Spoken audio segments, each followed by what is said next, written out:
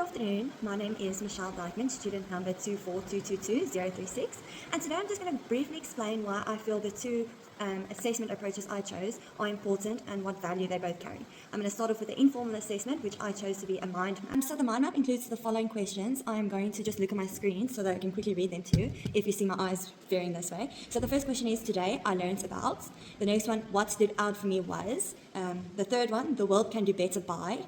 And then the fourth one, what I can do to help the environment. And the fifth one, I would like to learn more about. So I feel these questions will offer the learners to actually reflect on the lesson today, which I think is very important. Instead of them just, finish the lesson, getting up and going out the classroom, they actually have a moment to go over what they actually learned and to take a breath and think about the lesson itself and what they can take out of it. It also offers me as an educator an opportunity to see which gaps I still need to fill, where there is still a misunderstanding or a lack of knowledge, and obviously take the results of that and then work it into my next class. Then I also think the mind map approach allows learners to actually put into practice what they learned and to apply their knowledge. So for example, the questions where it says what I can do to help the environment and the world can do better by requires the learners to actually think further than what we covered and come up with solutions and answers to these questions, and also allow them to critically think about how they can actually apply their knowledge in the real world or in a real life context.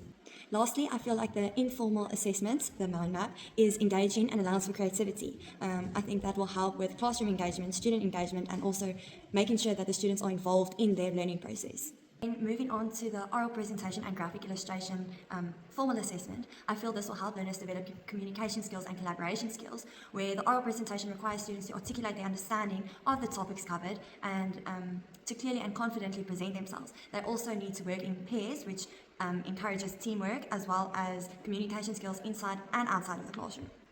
I also think that this assessment will encourage critical thinking skills, where the learners are encouraged to dive deeper into the topics that we've done in class and covered in class. I feel like they have to apply what they've learned in the lesson to actual real-world contexts, and the inclusion of a graphics illustration further reinforces this by requiring students to actually visualize and organize their ideas in a coherent way.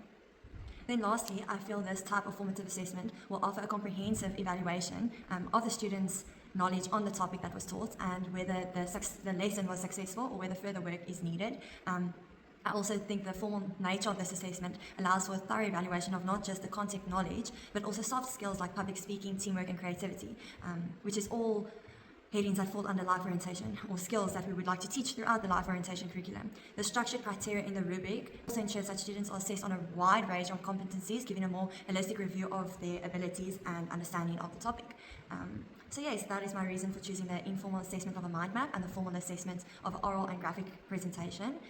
Thank you for listening to me today, and I hope you have a good day.